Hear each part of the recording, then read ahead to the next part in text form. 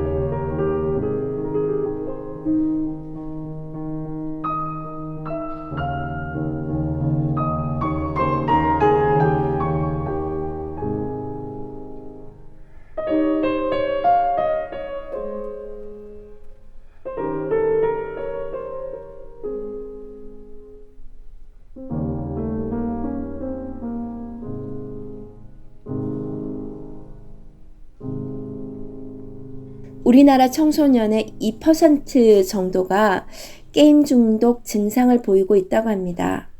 최근에 개최된 세계보건기구 WHO 총회에서 게임 중독을 질병으로 분류하는 국제질병분류 11차 개정안이 만장일치로 통과했다고 합니다.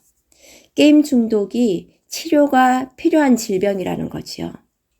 이를 두고 우리나라에서는 찬반 의견이 아주 극명하게 엇갈리면서 갑론을박이 펼쳐지고 있습니다. 그렇다면 WHO가 질병으로 분류할 만큼 게임 중독이 건강에 나쁜 것일까요? 네, 이를 뒷받침할 만한 과학적 증거가 하나 있습니다. 인터넷 게임 중독이 뇌 구조까지 바꿔서 중독을 더 강화한다고 합니다. 게임 중독자의 뇌 영상을 정상인과 비교를 해보았습니다. 기억을 담당하는 뇌의 해막 크기가 정상인의 것보다 14%나 더 컸습니다. 그리고 판단력이나 기분 조절과 관련되는 두정엽의 일부 부분도 그 용적이 17%나 커졌습니다. 이러한 부분들은 중독 증상이 심할수록 더 많이 커져 있었습니다. 게임 중독이 기억과 감정을 담당하는 뇌 부분에 과부하를 걸어서 뇌가 부은 것으로 보이는 것이죠. 이렇게 뇌 구조까지 바꿔버리면 중독에서 벗어나기가 쉽지 않습니다. 기억력이 떨어지고 감정이나 충동 조절이 더 어려워져서 중독에서 헤어나오기 힘들게 되는 그런 악순환 구조가 되는 거죠. 일단 바꿔져 버린 뇌 구조는 치료가 어렵습니다. 게임 중독 으로 인해서 어떤 증상이 나타나게 되면 조기에 최대한 빨리 전문가를 찾아가는 게 좋겠습니다. 특히 청소년은 학업 스트레스나 대인관계 갈등이 게임 중독으로 이어질 수 있으니 보호자의 섬세한 관심이 그리고 관찰이 필요해 보입니다. 이번에 들으실 곡은 플룻 버전의 쇼팽의 넉턴 9번 2악장입니다. 플룻에는 권영인이 연주합니다.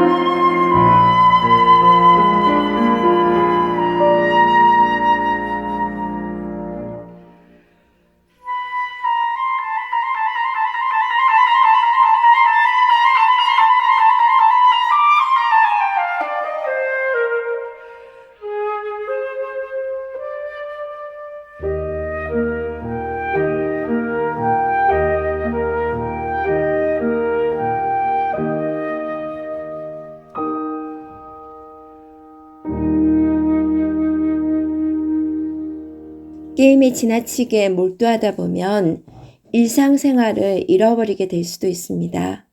게임하는 시간이 늘어나게 되면 자연스럽게 가족과 함께 하는 시간, 공부하는 시간, 또 잠을 자야 하는 시간이 줄어들게 됩니다. 밥을 먹어야 할 때 밥을 먹지 않게 되고 잠을 자야 할 때 잠을 자지 않게 되어서 건강이 나빠지게 됩니다. 식욕도 떨어져서 몸무게가 줄기도 하고 가족, 친구들과의 대화에 멀리 하기도 합니다. 게임 증상에 대해서도 한번 알아보죠. 밥을 먹지 않고 밤새 게임에만 몰두하게 된다. 밤새도록 게임을 하느라 학교에서는 잠만 잔다. 게임을 하지 않을 때도 게임에 대한 생각뿐이다. 과도한 게임으로 학업에 큰 영향을 끼쳤다. 가족과 매일 다투거나 부모님으로부터 꾸중을 듣는다. 게임으로 인해 건강이 나빠졌다.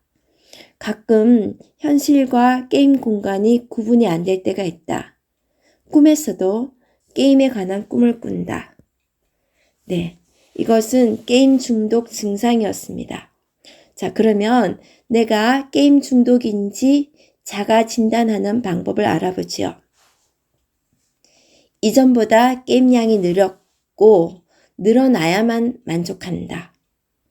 게임을 중단할 시 불안, 초조, 식은땀 등의 생리적 불편함이 생긴다. 일정 시간 게임을 하기로 결심을 하지만 절대 지켜지지 않고 밤을 새우게 된다. 게임을 줄여야겠다고 마음을 굳게 먹지만 번번이 실패한다. 게임을 하고 싶은 욕구가 늘 있다. 게임을 하기 위해서 수단과 방법을 가리지 않는다. 금전적으로 부족하면 빌려서 급하게 구매해서라도 반드시 게임을 해야 하고 게임으로 많은 시간을 허비한다. 게임 때문에 중요한 사회적 활동, 직업적 활동, 여가 활동이 줄어들거나 포기하게 된다. 게임 때문에 몸과 마음이 병들고 있음을 알고 있음에도 계속하게 된다. 이러한 증상들이 1년 동안 3가지 이상이 지속적으로 계속 해당할 경우에는 게임 중독임을 의심해 볼 수 있겠습니다. 음악 듣겠습니다. 마허의 지선상의 아리아.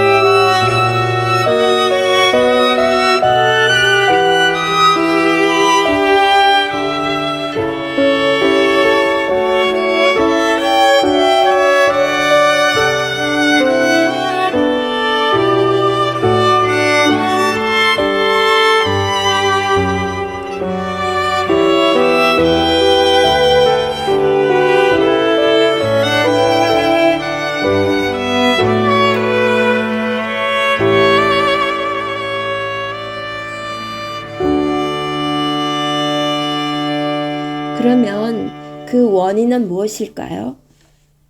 게임에 빠진 학생들 대부분은 일상에서 보상 경험이 아예 없고 사실상 우울증에 빠져 있다고 보아도 무방합니다. 근데 부모님들은 단순히 게임에 빠진 자녀를 보며 공부를 안 한다, 게임을 지나치게 한다, 이렇게 잔소리만 하거나 스마트폰이나 컴퓨터 게임을 완전히 차단하는 식으로 대처를 합니다. 이것은 눈 가리고 아웅하는 식의 대처이지요. 게임 중독에 빠진 원인을 전혀 고려하지 않은 아주 피상적인 개입일 뿐입니다. ADHD 혹은 자극 추구적인 기질과 게임 중독이 상관관계가 있기는 하겠지만 게임 중독의 원인을 ADHD로만 보는 것은 잘못된 생각일 수도 있습니다. 청소년기의 성취감이나 자기 통제감을 누릴 수 있는 가장 중요한 보상 중에 하나가 성적일 것입니다. 하지만 학습 기술이 부족해서일 수도 있고 주의력이 떨어질 수도 있고 또 적절한 교육적 자극을 받지 않아서도 가능하고 또 노력한 만큼 성적이 오르지 않거나 이럴 경우에는 아이들은 좌절감에 빠질 수 있습니다. 그런데 게임이라는 것은 내가 노력을 한 만큼 정직하게 보상이 주어지는 거죠. 그러니까 노력과 결과물 사이의 관계가 아주 투명하게 나타나는 것이죠. 그리고 청소년기의 학생들은 친구 관계를 통해서 내가 아주 소중한 존재라는 사실을 느끼는데 사회적 기술이 부족해서 무시라든가 따돌림을 당하거나 아니면 주변을 겉돌게 되면 소외감을 느낄 수 있습니다. 학교에 갔는데 성적도 잘 안 나오고 친구 관계도 안 좋다면 학교에 가고 싶은 생각이 들까요? 학교에서 전혀 보상을 찾을 수가 없다면 그것은 지옥과 같지 않을까요? 성적도 안 좋고 친구 관계가 별로라도 그래도 가정 내에서 지지가 뒷받침되면 나름대로 자기가 괜찮은 존재라는 것을 느낄 수 있습니다. 하지만 게임에 빠진 학생 대부분의 부모는 칭찬과 지지에 인색한 경우가 많습니다.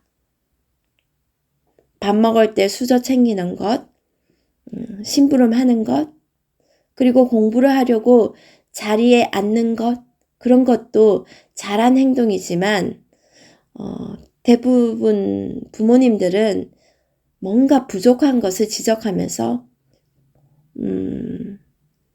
이러한 것을 마치 당연한 행동이라고 생각하는 경우가 많습니다. 그러니까 잘하는 것보다는 부족한 것을 지적질을 하는 거지요. 공부 좀 해라. 게임 좀 그만해라. 그렇게 이제 잔소리 일색이지요. 자녀가 무언가를 시도해도 기를 죽이는 말을 또 하기도 하고요. 자기 의지대로 무언가를 성취해도 이에 대해서 지지받은 경험이 부족한 아이들은 사실 우울증을 경험하게 됩니다. 낮은 자존감과 우울증을 방어하기 위한 최후의 수단으로 게임을 선택하는 것이지요. 따라서 부모님들은 평소에 자녀에게 어떤 말투, 어떤 표정으로 자녀를 대하는지 잘 스스로를 모니터링 해야 할 것 같습니다. 상담센터에 가면 부모 양육 검사, MMPI와 같은 검사를 통해서 자녀와의 의사소통 방식을 객관적으로 평가할 수 있습니다. 또 음악 듣고 오겠습니다. 슈베르트의 가곡 아베 마리아이죠. 이 슈베르트의 가곡 아베 마리아는 여러 가지 아베 마리아 중에서 가장 유명하고 우리 귀에 익숙합니다. 듣고 오겠습니다.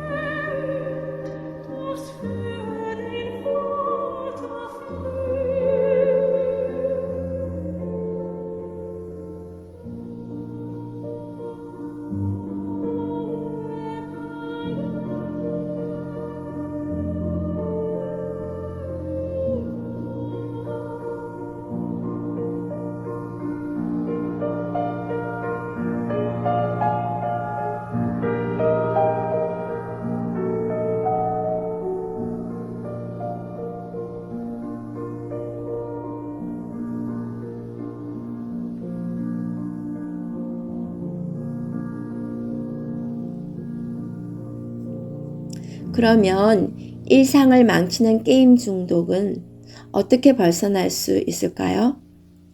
최근에 중독 전문가 단체인 중독 포럼이 중독 예방 수칙을 발표했습니다. 게임 중독을 예방하는 생활 수칙 알아보겠습니다. 첫 번째, 하루 2시간 이상 게임하지 말 것. 하루 2시간 이상 게임을 할 경우에는 1년 뒤에 게임 중독 발생 위험이 2.8배, 그리고 주말에 2시간 이상 게임을 한 경우에는 게임 중독 발생 위험이 2.4배로 높다고 합니다. 수칙 두 번째, 학교 일과 중 혹은 자정 이후에는 게임을 하지 말 것입니다. 연구팀이 하루 24시간을 3시간 단위로 나눠서 시간대에 따른 중독 위험성을 관찰해 보았습니다. 그런데 게임 중독으로 진단된 아이들은 학교 일과 생활 중에, 그리고 학교 일과가 끝나자마자, 그리고 자정 후에 게임을 하는 경우가 많은 것으로 나타났습니다.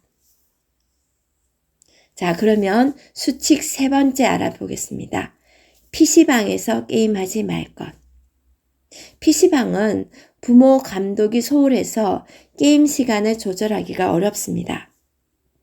실제로 집에서만 게임하는 아이들보다 PC방에서 게임하는 아이들의 중독 위험이 1.6배로 높았습니다. 수칙 네 번째, 부모가 게임 시간을 정해 주는 것입니다. 게임 중독이 아닌 아이들 중에서 부모가 게임 시간을 정해준 아이들은 게임 시간을 정해주지 않은 아이들에 비해서 1년 뒤에 게임 중독 발생 위험이 50% 적었습니다. 마지막으로 부모와 자녀가 함께 게임하지 말 것입니다. 게임 중독이 아닌 아이들 중에서 부모가 자녀와 함께 게임을 한 경우에는 그렇지 않은 경우보다는 1년 뒤에 게임 중독 발생 위험이 2.1배로 높았습니다. 부모가 게임을 같이 하면 게임이 문제가 된다는 생각을 하지 않는 것이 원인이라고 전문가들은 설명합니다. 차이콥스키의 호두까기 인형 모음곡 중에서 꽃의 왈츠 듣고 오겠습니다.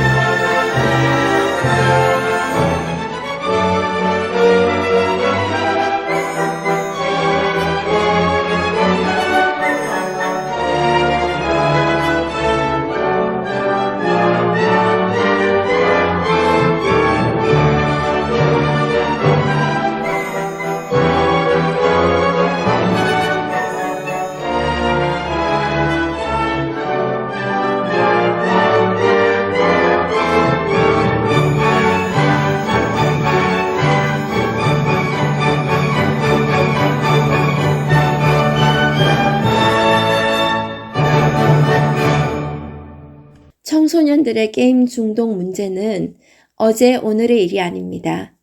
그럼에도 계속해서 문제화되는 이유는 여러 노력에도 불구하고 게임 사용량이 늘고 피해 또한 커지고 있기 때문입니다. 더 큰 문제는 게임 중독으로 인한 피해가 커질 동안 게임 중독에 대한 인식이나 대응은 여전히 과거에 머물고 있다는 점입니다. 많은 부모님들이 10년에서 20년 전처럼 자녀의 게임 사용을 일방적으로 제한하기 급급했다는 것이 이를 증명해주고 있습니다. 전문가들은 청소년의 게임 과몰입 현상을 해결할 종합적인 대책 마련이 필요하다고 말하고 있습니다. 청소년의 게임 과몰입 현상은 심각한 사회 문제입니다. 게임 이용 시간을 제한하는 이런 단편적인 대책으로 해결할 수 없어요. 근본적인 해결을 위해서는 부모와 자녀뿐 아니라 정부와 게임 업계의 전방위적 노력과 지원이 반드시 뒷받침되어야 합니다. 그리고 현재 우리나라는 게임 산업을 장려하고 산업의 중요성과 가치를 적극적으로 부각시키는 반면에 중독 예방에는 아주 소극적입니다. 게임의 장점도 분명히 있겠지만 특수성으로 인해 중독을 겪는 사례 또한 엄청 많죠. 그래서 이를 예방하는 노력도 함께 펼쳐야 할 것입니다. 게임 업계의 사회적 책임 회피도 생각해 볼 수 있습니다. 게임으로 인해서 청소년들이 중독 증상을 보이고 사회적 문제가 되고 있음에도 불구하고 개발사들은 이를 소비자 개인의 특성으로 그냥 그런 문제로 여길 뿐이고 그렇게 신경 쓰지 않습니다. 개발사들이 사용자들을 보호하고 게임으로 인해 고통받는 사람들을 치료 관리하려는 그러한 중독 예방과 치료에도 적극적으로 지원과 투자를 해야 할 것입니다. 또 음악 듣고 오겠습니다. 요한 스트라스의 아름답고 푸른 도나우.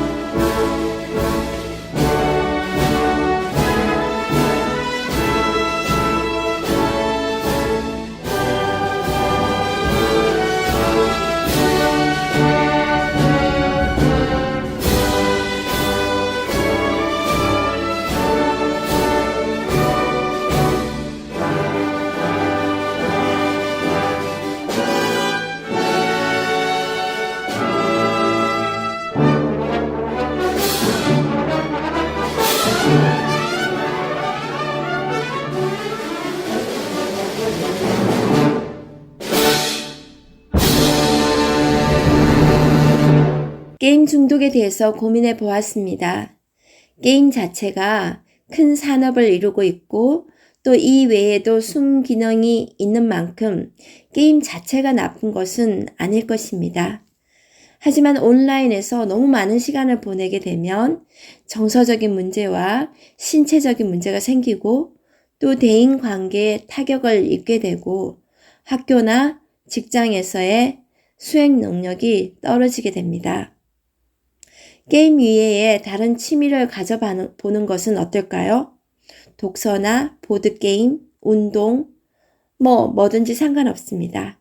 자신이 좋아하는 일을 찾지 못하겠으면 여러 가지 취미를 또 많이 경험해 보는 것도 좋을 것 같습니다. 자신이 게임을 계속하고 있다면 앞으로 나의 미래는 어떤 모습일지 생각해 보는 것도 좋을 것 같습니다. 저는 인문학 살롱 마담 레니였습니다.